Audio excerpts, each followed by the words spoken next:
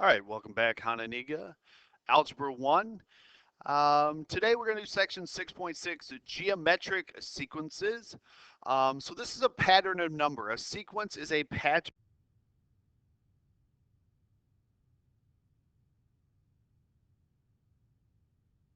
of numbers. And so a geometric sequence is a pattern of numbers that multiplies by a common ratio or multiplies by the same number each time. So that is called the common ratio. So you'll notice here in this particular situation that there is a common ratio of 5. So the actual sequence is 1, 5, 25, 125, and the ratio is what you're multiplying by each time. So decide whether the sequence is arithmetic, geometric, or neither. If it's arithmetic, you're adding or subtracting the same number every time. Geometric, you're timesing by the same number each time. And so if it's just a pattern of numbers, then we would refer to that as just a neither. And the explain part is basically saying, what is it doing? Meaning it's adding each time. So plus 5 or plus a number, or it's subtracting a number, or it's timesing by a number. So again,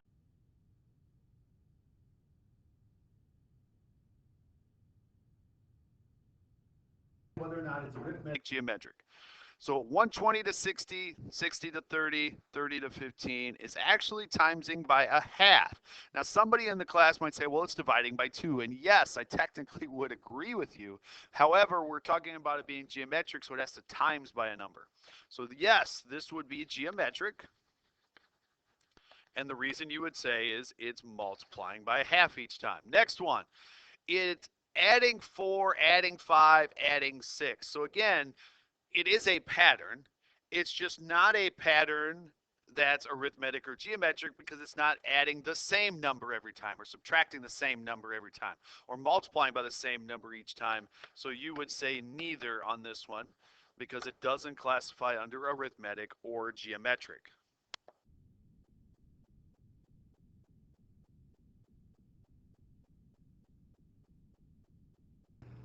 Write the next 3 terms, and it's telling you it's geometric. So we got to figure out what the ratio is here. So it's multiplying by 2. So the next number would be 48, and the next number would be 96, and the next number would be 192. So again, multiplying each time by 2.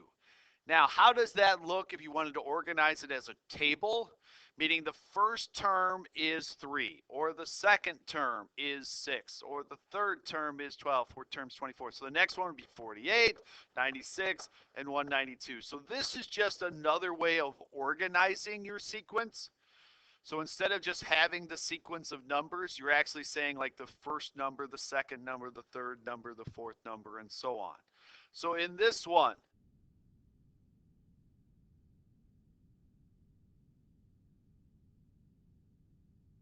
first number, the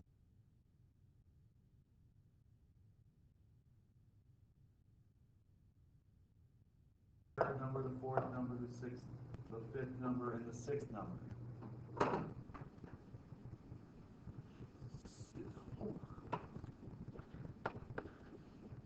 The first number was 64, the second number is negative 16, the third number is 4, the fourth number is negative 1. Now, what would the next one? So what's happening each time? Well, it's multiplying. But it's multiplying by a negative 1/4. So that gets a little complicated ultimately because you're multiplying, you're dividing by 4, and you're dividing by a negative 4. So the next number in the sequence would be positive 1/4. If I multiply by negative 1/4, I get negative 1/16. If I multiply by negative 1/4, I get positive 1/64. So again, anytime it's a geometric sequence, you are multiplying by a common ratio. Decide whether the sequence is arithmetic, geometric, or neither. Hit pause on this page and try to do it by yourself. All right, well,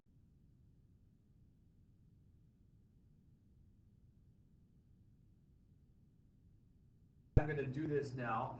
It is subtracting 4 every time. So that is a arithmetic reason it's subtracting 4 each time. Next one, it's multiplying by 1/8. So that isn't very easy, but that does make it geometric. And this one, it is a pattern 2, 6, 10, 16 is a pattern, but it's not a pattern that is arithmetic. It's not a pattern that's geometric because it's adding different values. So, right, it's telling you it's geometric, so it's got to have a common ratio, and it's multiplying by 3. So the next term would be 81. The next term would be 243. The next term would be 729. So again, each time multiplying by 3. And the next one, it's actually multiplying by 1/5. So the next term in the sequence would be 4. The next term in the sequence would be 4/5. And the last term in the sequence that they're asking for would be 4.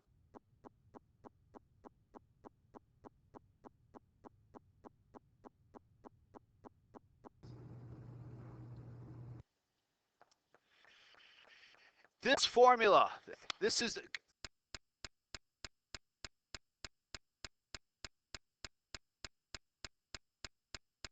formula to write a rule.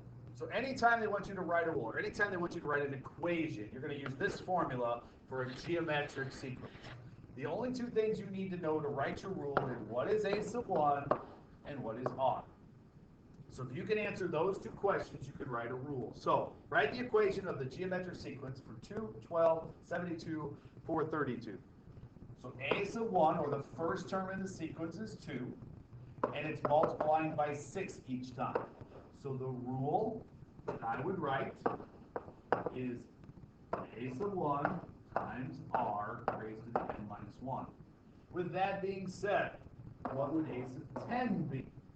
All they want me to do is they want me to plug 10 in for n. Now, this is going to be a very, very, very large number, but 2 times 6 raised to the 9th.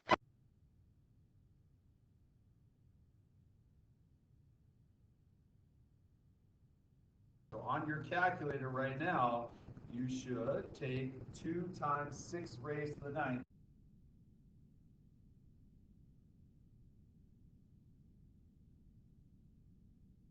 Big number, 201,55392.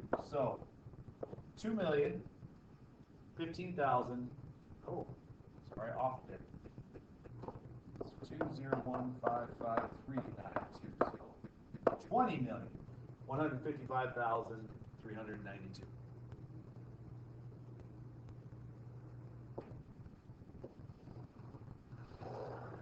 That out of the way. Write the equation of the nth term. This is for you, so hit pause and see if you can do this by yourself. All right, welcome back. A sub n equals a sub 1 r raised to the n minus 1.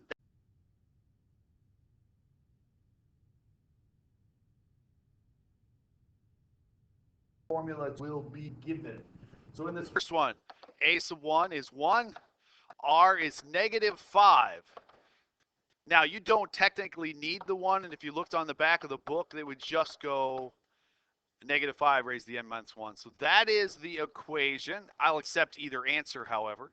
And now they want a sub 7, which means they want me to put 7 in for n.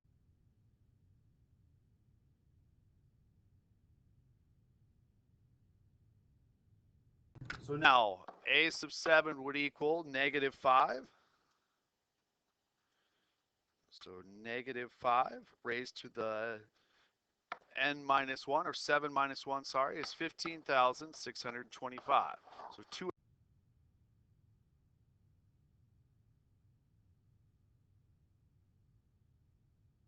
Next one, multiplying by 2. So the first number is 13.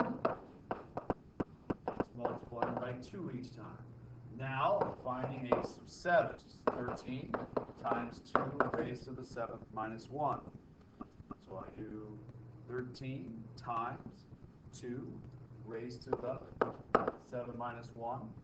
I get 832. And then the last one here, a sub 1 is 432, and the r value is 1/6. So now try to find a sub 7 is 432. 1/6 raised to the 7 minus 1. And So now I'm going to type that into my calculator. 0.0093. Rounding to 4 decimal places there. Clicking the zoom button on a map website doubles the size of the screen. So by clicking it once, I get 5. Clicking it twice.